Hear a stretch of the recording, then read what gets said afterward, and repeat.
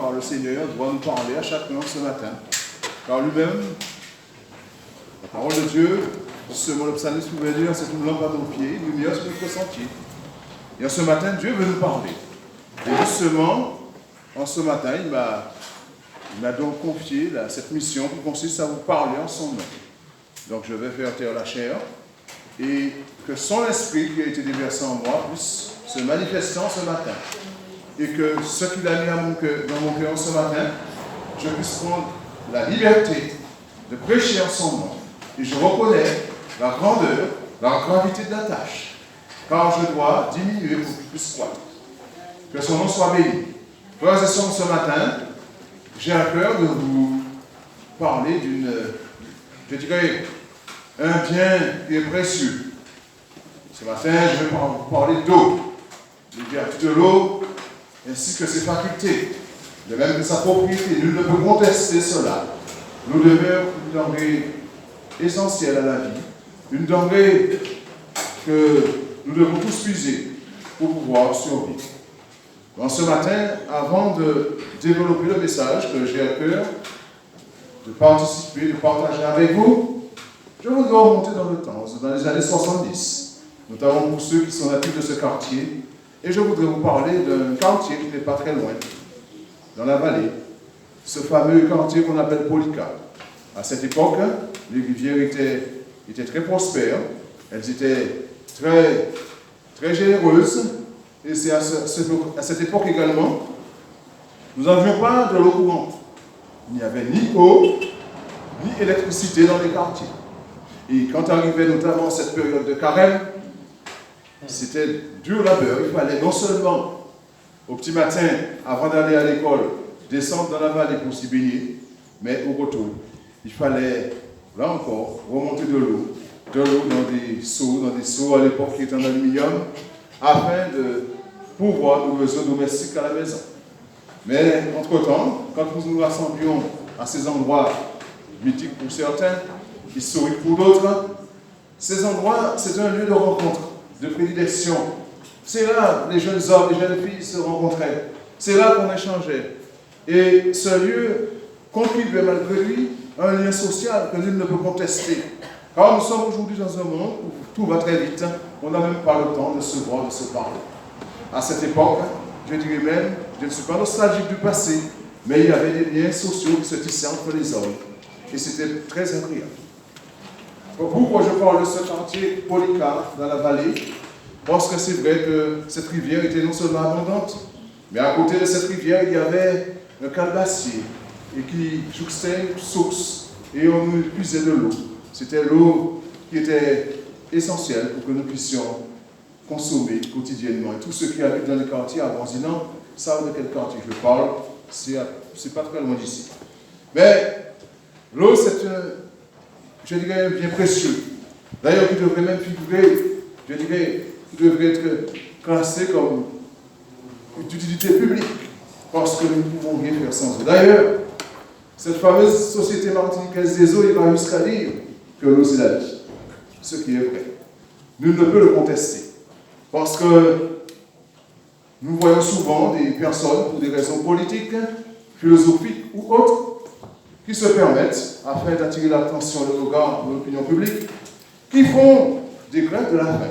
Je n'ai jamais vu quelqu'un faire la grève de la soif. D'ailleurs, si cette personne se permettait de faire une grève de la soif, croyez-moi que cette personne ne vivrait pas très longtemps. Car on peut se permettre de la recherche avec les aliments solides, mais l'eau, c'est vital. C'est fondamental, et ce matin, j'ai à cœur de parler d'eau, parce que je vois combien il est important ce matin, non seulement de développer ce texte, mais Jésus même pouvait dire, notre Seigneur Jésus-Christ, Jean chapitre 7, verset 37, « Si quelqu'un a soif, qu'il vienne à moi et qu'il boive. Celui qui croit en moi, des fleuves d'eau vive couleront de son sein. » C'est le Seigneur Jésus-Christ qui l'a dit. Des fleuves d'eau vive, pas n'importe quelle eau.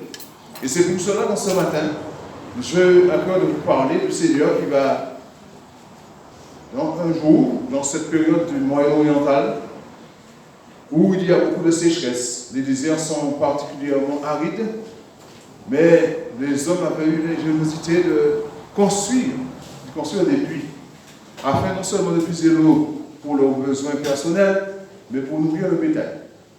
Et en ce matin, je veux insister sur cette rencontre.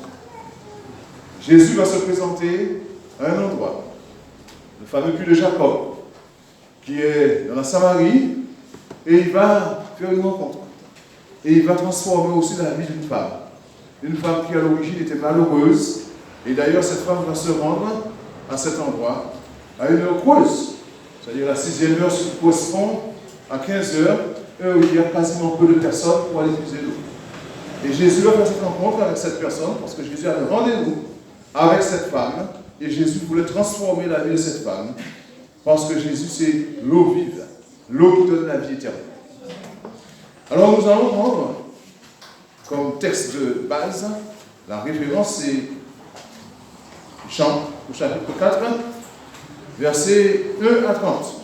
Nous allons lire ce texte et nous allons par la suite, je vais développer avec vous et pour voir quelle est la pensée, la portée de ce message et qu'est-ce que le Seigneur veut nous dire ce matin à travers ce message. Lisons. Le Seigneur sut que les pharisiens avaient appris qu'il faisait et baptisait plus de disciples que Jean. Toutefois, Jésus ne baptisait pas lui-même, mais c'était ses disciples. Alors il quitta la Judée et retourna en Galilée. Comme il fallait qu'il passât par la Samarie, il arriva dans une ville de Samarie nommée Sychar, près du champ que Jacob avait donné à Joseph son fils. Là se trouvait le puits de Jacob. Jésus, fatigué du voyage, était assis au bord du puits. C'était environ la 6e heure. Une femme de Samarie vint puiser de l'eau. Jésus lui dit, donne-moi à boire. Car ses disciples étaient allés à la ville pour acheter des vivres. La femme samaritaine lui dit, comment, toi qui es juif, me demandes-tu à boire que je suis une femme samaritaine? Les Juifs, en effet, n'ont pas de relation avec les Samaritains.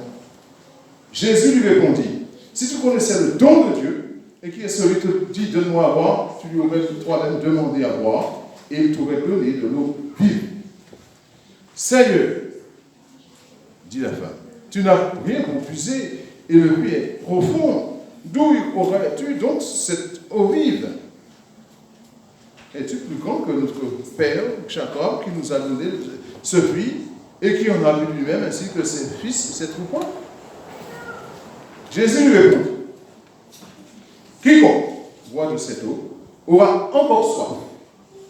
Mais celui qui boira de l'eau que je lui donnerai n'aura jamais soif, et l'eau que je lui donnerai deviendra en lui une source d'eau qui jaillira jusque dans la vie éternelle. La femme lui dit, Seigneur, donne-moi cette eau afin que je n'ai plus soif et que je ne vienne plus puiser ici. Va, lui dit Jésus, appelle ton mari et viens ici. La femme répondit, je n'ai point de mari. Jésus lui dit, tu as eu raison de dire je n'ai point de mari. Car tu en as eu 5 maris, et celui que tu as maintenant n'est pas ton mari, et en cela tu dis vrai. Seigneur, lui dit la femme, je vois que tu es prophète. Nos pères ont adoré sur cette montagne, et vous dites, vous, que le lieu où il faut adorer est à Jérusalem. Femme, lui dit Jésus, crois-moi, l'heure vient où ce ne sera ni sur cette montagne, ni à Jérusalem que vous adorez le Père. Vous adorez ce que vous ne connaissez pas. Nous adorons ce que nous connaissons. Car le salut vient des Juifs. Mais l'heure vient, et elle est déjà venue, où les vrais adorateurs adoreront le Père en esprit et en vérité. Car ce sont là les adorateurs que le Père donne. Dieu est esprit, et il faut que ceux qui l'adorent en esprit et en vérité. La femme lui dit, je sais que le Messie doit venir, celui qu'on appelle Christ. Quand il sera venu, il nous annoncera toutes choses. Jésus lui dit, je le suis, moi qui te parle. Là-dessus arrivèrent ses disciples qui furent étonnés de ce qu'il parlait avec une femme. Toutefois, aucun ne dit, que demandes-tu, ou de quoi parles-tu avec elle? Alors la femme, ayant laissé sa couche, s'en alla dans la ville et dit aux gens, venez voir un homme qui m'a dit tout ce que j'ai fait. Ne serait-ce pas le Christ? Il sortit de la ville, il vient vers lui. Amen. Que le nom du Seigneur soit béni. Frères et sœurs, voilà dans un cas bien précis, où je viens, en préambule, de vanter en quelque sorte les mérites de l'eau, la nécessité absolue d'avoir de l'eau, surtout dans cette période où la sécheresse commence à sévir. Mais le Seigneur, qui sait que c'est un point incontournable, il avait déjà fixé un rendez-vous avec cette femme samaritaine au bord du puits de Jacob. Il s'était assis là, car il savait qu'il allait rencontrer cette femme, et il voulait justement, à ce moment précis, sauver cette femme. Donc, quand il va rencontrer cette femme, il va lui adresser la parole, car Jésus veut, je dirais, amorcer le dialogue. Jésus veut qu'il y ait un contact entre cette femme et lui-même. Jésus est venu, justement, pour sauver cette femme. Et c'est vrai que quand nous prenons Jean, au chapitre 3, verset 16, quand Dieu a tant aimé le monde, qu'il a donné son Fils unique, afin que quiconque croit en lui ne périsse pas, mais qu'il ait la vie éternelle.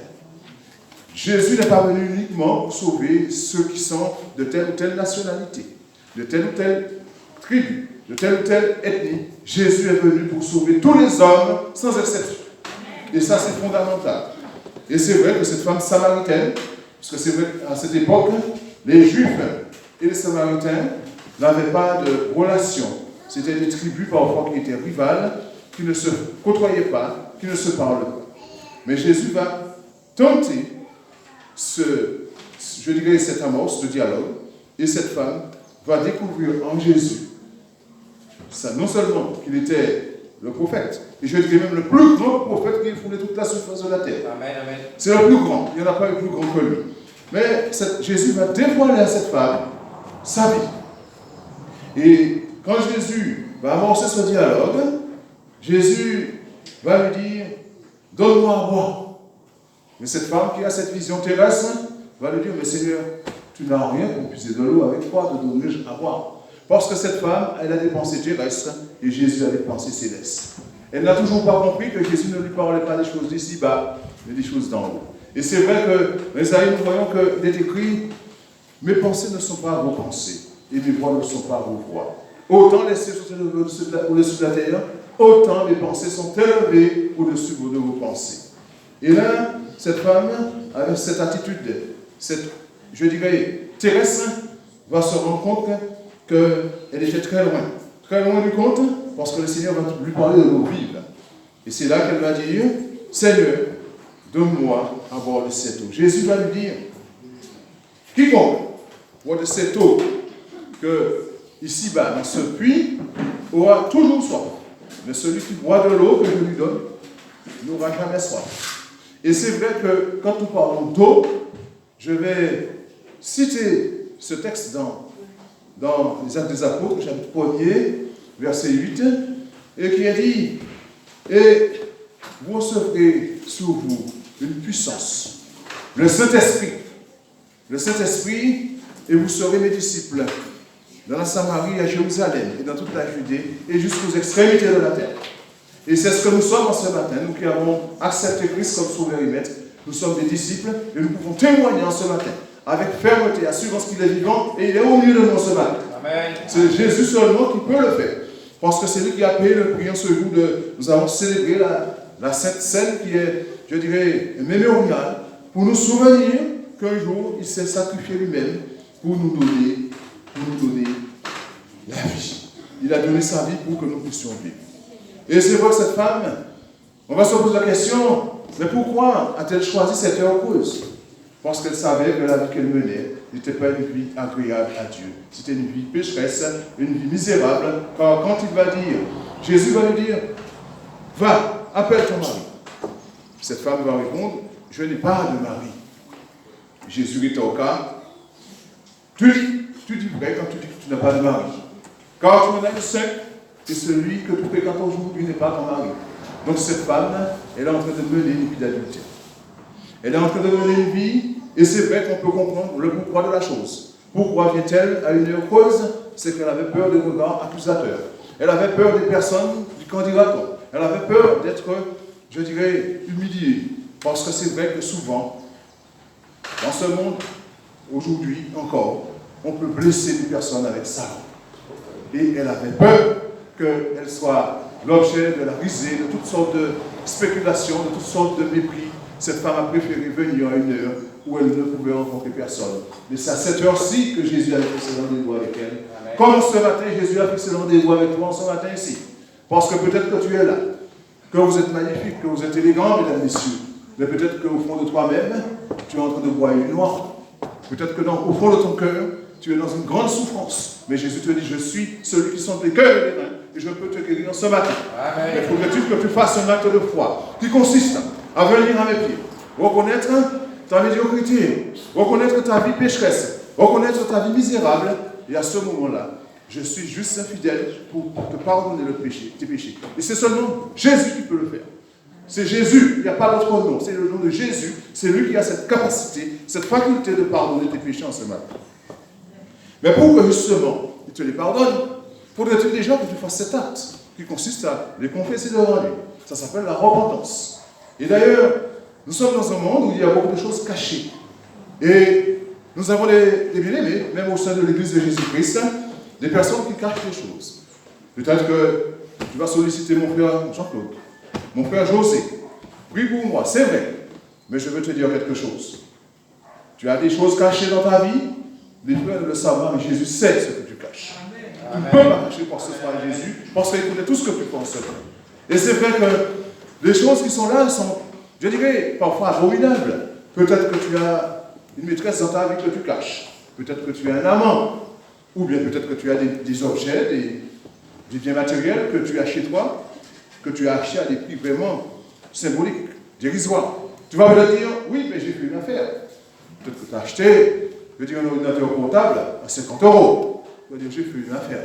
Ça s'appelle du recel de Paul. Et à cause de cet objet, tu attires la malédiction dans ton foyer. Car ce n'est pas pour la gloire de Dieu. Ça veut dire que tu es en train d'encourager les vols, et donc tu es receleur, et donc tu es dans le péché, et cet objet va malheureusement attirer, je dirais provoquer ta chute.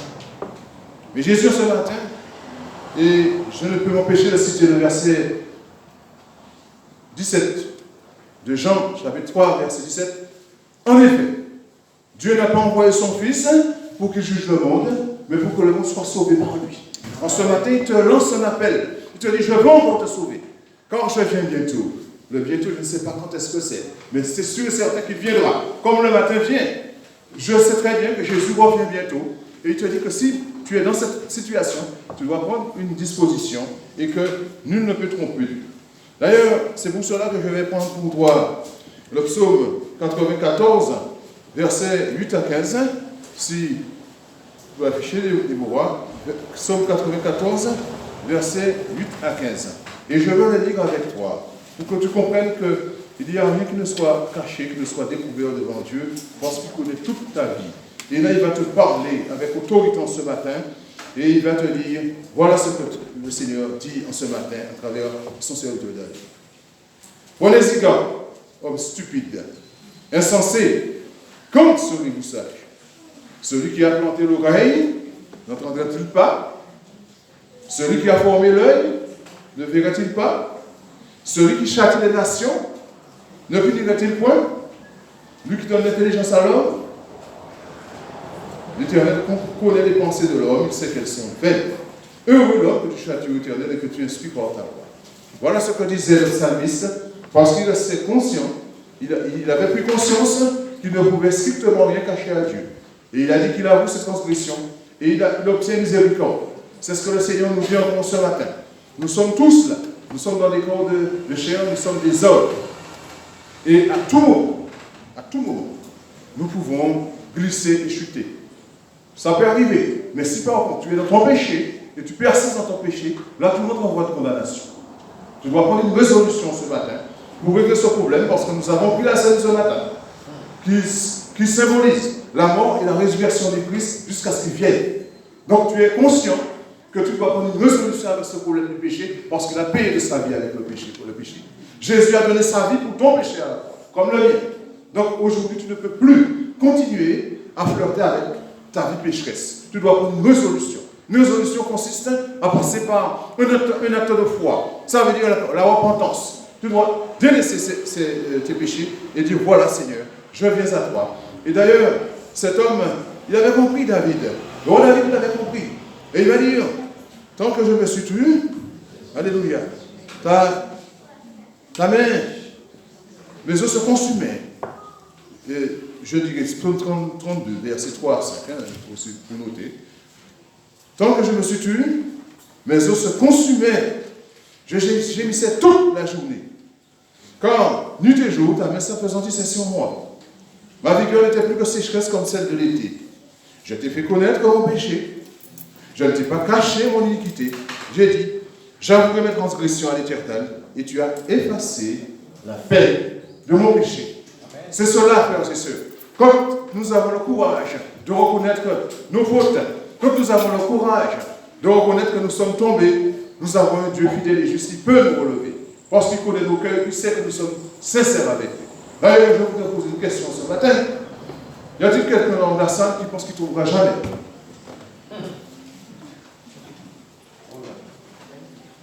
Apparemment, personne ne lève la main, ça veut dire que toute personne peut, un jour ou l'autre, tomber.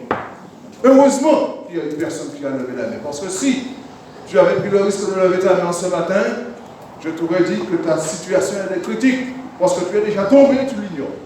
Et tu ne peux pas tomber plus bas. C'est ça quand on est couché par terre.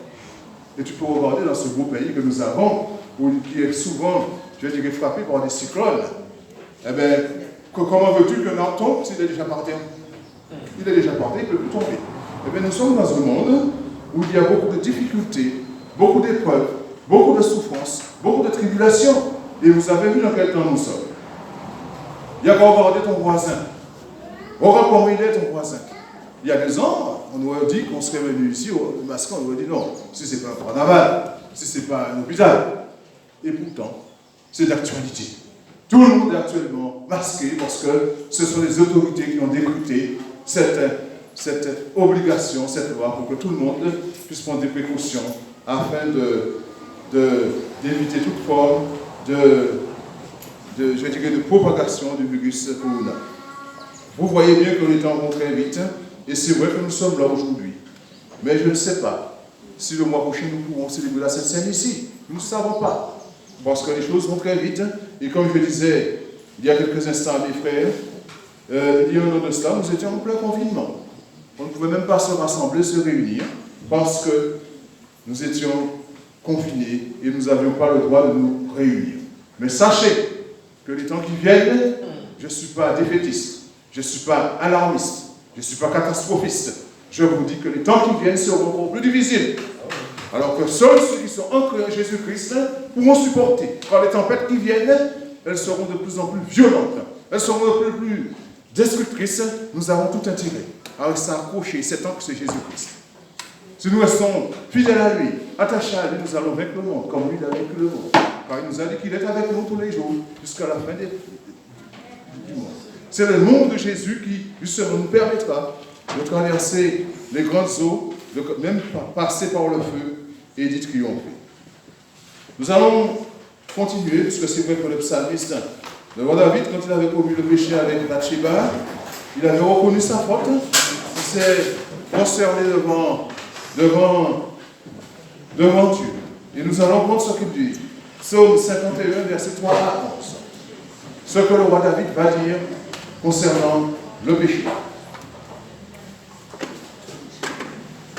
Béni soit le nom du Seigneur. Ô Dieu, aie pitié de moi dans ta bonté, selon ta grande miséricorde, frères et sœurs, nous restons concentrés. Efface mes transgressions, lave-moi complètement de mon iniquité et purifie-moi de mon péché, car je reconnais mes transgressions. Et mon péché est constamment devant moi. J'ai péché contre toi seul, et j'ai fait ce qui est mal à tes yeux, en sorte que tu seras juste dans ta sentence, sans reproche dans ton jugement. Voici, je suis né dans l'iniquité, ma mère m'a conçu dans le péché. Mais tu veux que la vérité soit au fond du cœur. Fais pénétrer la sagesse au dedans de moi, purifie-moi avec les eaux, que je serai pur. Là où moi, je serai plus blanc que la neige. Annonce-moi l'allégresse et la joie, et les eaux que tu as abusées se réjouissent. Détourne ton regard de mes péchés, efface toutes mes iniquités. Amen. Le roi David, il a bien compris qu'il avait cette possibilité d'aller devant Dieu, de confesser ses péchés et d'implorer le pardon de l'Éternel. Il l'a obtenu. Il l'a obtenu parce que Notre Dieu que nous servons ne cesse de pardonner. Il ne cesse encore ce matin de te dire, ma fille, mon fils, tu es venu en ce jour. Je connais tes souffrances, je connais tes difficultés, mais je ne te condamne pas en ce matin. Mais tu dois, va, comme il avait dit à la femme adultère, va et ne pêche plus. C'est ce que le Seigneur veut nous dire en ce matin. À travers ce message, frères et sœurs bien-aimés, je peux vous garantir que les choses vont devenir de plus en plus compliquées. Les choses seront compliquées, mais je voudrais aussi te dire que si en ce matin, en dépit de la connaissance de la vérité, en dépit du sacrifice de Christ, en dépit de l'enseignement que tu as obtenu, tu continues, tu persistes à demeurer dans ton péché, la sentence sera lourde et très douloureuse pour toi. C'est pour cela que nous allons prendre Hébreux au chapitre 10, versets 26 à 31. Hébreux au chapitre 10, versets 26 à 31, ce qui est dit par l'apôtre, pour que vous compreniez que nous ne pouvons pas plaisanter avec cela, car notre Dieu est un feu dévorant. Voilà ce qui est dit. Car si nous péchons volontairement après avoir reçu la connaissance de la vérité, il ne reste que le sacrifice pour les péchés, mais une attente terrible du jugement et la hauteur de feu qui dévorera les rebelles. Celui qui a violé la loi de Moïse meurt sans miséricorde. Sur la déposition de 2 ou 3 témoins. De quel châtiment pensez-vous que sera jugé digne celui qui aura foulé aux pieds le Fils de Dieu, qui aura tenu pour profane le sang de l'alliance par lequel il a été sanctifié et qui aura outragé l'esprit de la grâce? Car nous connaissons celui qui a dit, à moi la vengeance, à moi la rétribution, et encore, le Seigneur jugera son peuple. C'est une chose terrible de tomber entre les mains du Dieu vivant. Amen. Et je vais, en ce matin, insister sur le mot terrible. Frères et sœurs, notre adversaire que nous avons dans le monde, il connaît l'Éternel, il connaît Dieu, il sait qui est Dieu. Et quand il entend le nom de Jésus, il prend la fuite. Alors, sachons que nous ne pouvons nous permettre de pécher sciemment, délibérément, tout en ayant la connaissance de la vérité. C'est vrai que dans ce monde dans lequel nous sommes, ça peut nous arriver de glisser, de tomber, de chuter. Mais ce que le Seigneur condamne, c'est justement une attitude qui consiste à demeurer, à pécher volontairement, en pensant que demain, de toute façon, ce sont les autres qui seront jugés par nous. Frères et sœurs, nous sommes dans un corps de chair. À nous de faire attention, parce que nous ne croyons pas qu'il y aura une dérogation. Une dérogation, ne croyez pas que Dieu va faire une exception. Dieu est un Dieu juste et bon. Dieu ne fait pas de favoritisme. Jésus, ce matin, nous parle. Jésus nous dit que si il va faire une distinction entre les brebis et les boucs, il va mettre une séparation entre les deux. Jésus nous dit que si tu es dans une situation illicite, en dépit de toutes les connaissances que tu as, tu persistes à demeurer dans cette forme de transgression, cette transgression de la loi, Jésus te dit ce matin que cela ne restera pas impuni. À toi de prendre conscience que les portes de la grâce sont encore ouvertes. Si tu as péché contre le Seigneur, tu dois aller devant lui et prendre des dispositions pour justement demander pardon et délaisser ce péché. Et c'est vrai que quand nous lisons concernant dans Jean chapitre 9, la femme qui avait été surprise en parlant des d'adultère, les scribes et les pharisiens voulaient la lapider, mais Jésus a dit clairement, va, il ne pêche plus. C'est ce que le Seigneur veut te dire ce matin. Il reconnaît que nous sommes dans un corps de chair. Il reconnaît que nous avons des faiblesses. Il reconnaît que nous sommes parfois sans force, mais Dieu c'est celui qui renouvelle, celui qui restaure. C'est lui, en ce matin, qui va prendre soin de toi. C'est lui qui va continuer à combattre pour toi, pour que tu puisses être fortifié, renouvelé en ce matin. Oh, le Seigneur, il est bon, et nous devons rester fidèles à lui, parce que le Dieu que nous servons n'a pas changé. Et enfin, puisque l'heure est venue, frères et sœurs, il va falloir conclure ce message. Je vais prendre avec vous Apocalypse de Jean, chapitre 21, versets 1 à 8. Apocalypse de Jean, chapitre 21, versets 1 à 8. Et nous allons voir que Dieu saura faire la distinction entre ceux qui sont avec lui et ceux qui sont contre lui. Et je le dis, c'est formel. Notre Dieu n'est pas un Dieu qui fait du favoritisme. Il est juste. Alléluia. Je lis. Puis, je vis un nouveau ciel et une nouvelle terre, car le premier ciel et la première terre avaient disparu et la mer n'était plus. Et je vis descendre du ciel, d'auprès de Dieu, la ville sainte, la nouvelle Jérusalem, préparée comme une épouse qui s'est parée pour son époux. Et j'ai entendu du trône une forte voix qui disait, « Voici le tabernacle de Dieu avec les hommes. Il habitera avec eux, ils seront son peuple, et Dieu lui-même sera avec eux. Il essuiera toute larme, et il n'y aura plus ni deuil, ni cri, ni douleur, car les premières choses ont disparu. » Et celui qui était assis sur le trône dit, « Voici, je fais toutes choses nouvelles. » Il dit, « Écris, car ces paroles sont certaines et véritables. » Et il me dit, « C'est fait. Je suis l'alpha et l'oméga, le commencement et la fin. À celui qui a soif, et on parle d'eau encore ce matin, à celui qui a soif, je donnerai de la source de l'eau de la vie, gratuitement. Celui qui vaincra héritera ces choses. Je serai son Dieu, et il sera mon fils. Mais pour les lâches, et là qu'il y a un tournant,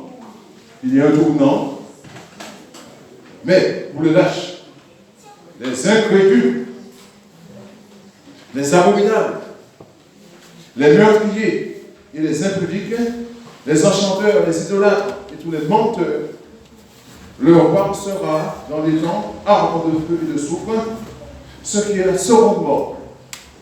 Voilà, lorsqu'on s'obstine à marcher dans l'impudicité, dans la cupidité, dans la débauche, dans la dissolution, dans l'ivrognerie, c'est ça, malheureusement. Le Seigneur saura faire la distinction entre ceux qui lui sont fidèles et ceux qui sont en train de marcher dans le péché et qui s'entêtent à demeurer dans le péché. Parce que le Seigneur nous dit encore, et ce sera justement, parce que mes frères sont pas encore prêts, Galates chapitre 6, verset 6, et je vais terminer avec ce message. Ce que le Seigneur nous dit, c'est que on ne se trompe pas, on ne se trompe pas, oui, de Dieu. Ce que l'homme pourra semer, il le moissonnera sûrement, certainement.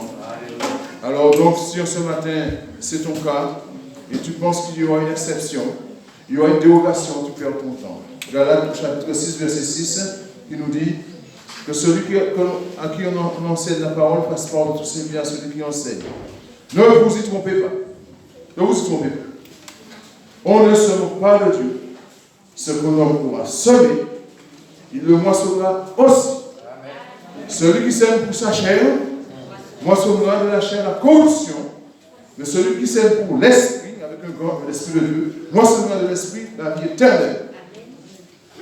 Que le nom du Seigneur soit béni. Alors ce matin, puisque c'est vrai, vous avez écouté sagement tout ce qui a été dit, c'est le Seigneur qui m'a mis à cœur ce message. Je vais finir par une seule question. Bientôt, le Seigneur va venir. Es-tu prêt? Es-tu prêt? Es-tu prêt? Tu as tout intérêt à être prêt. Il va venir et tu ne le sauras pas. Quand Jésus même pouvait dire dans sa parabole, si le maître de maison savait à quelle heure de la nuit viendrait le voleur, il veillerait. Il veillerait afin de ne pas laisser percer sa maison. Mais le problème qui se pose, c'est que nul ne sait le jour ni l'heure. Le Seigneur peut venir à tout instant. C'est vrai qu'en ce jour, tout le monde a peut-être préparé des mets délicieux, succulents. Mais on ne sait pas vraiment si on pourra le consommer. On ne sait pas parce que nul ne connaît le jour ni l'heure. Bientôt, le Seigneur va venir. Es-tu prêt? C'est ce que nous avons chanté pour conclure ce moment, ce message. Le 200. Alléluia. Le Seigneur va venir. Le 213. Je vous invite, frères et sœurs bien-aimés, à vous lever. Nous allons le chanter. Bientôt le Seigneur va venir. Es-tu prêt? C'est une question que tu dois te poser.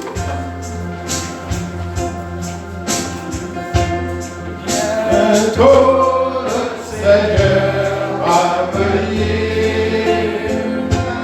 Es-tu prêt? Bientôt le Seigneur veut t'ouvrir. Es-tu prêt? Es-tu prêt? Es-tu prêt? Es-tu prêt pour l'éternité? Es-tu prêt? Es-tu prêt? Le Sauveur bâtira chanter. Bientôt l'appel retentira. Es-tu prêt? Bientôt la mort surprendra. Es-tu prêt? Es-tu prêt? Es-tu prêt? Es-tu prêt pour l'éternité? Es-tu prêt? Es-tu prêt? Le Sauveur bâtira chanter. Bientôt Jésus va te juger. Es-tu prêt? Oh, vas-tu te condamner? Es-tu prêt? Es-tu prêt?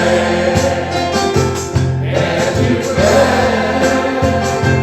Es-tu prêt pour l'éternité? Es-tu prêt? Es-tu prêt? Le Sauveur bâtira chanter. Bientôt dans le ciel enlevé. Es-tu prêt? Tous les élus seront sauvés. Es-tu prêt? Es-tu prêt? Es-tu prêt? Es-tu prêt pour l'éternité? Es-tu prêt? Es-tu prêt? Le Sauveur bâtira chanter. Amen. Amen. Merci mes frères et sœurs bienvenus. Merci à nos visiteurs. Chacun de vous se poser cette question. Que le nom du Seigneur soit béni.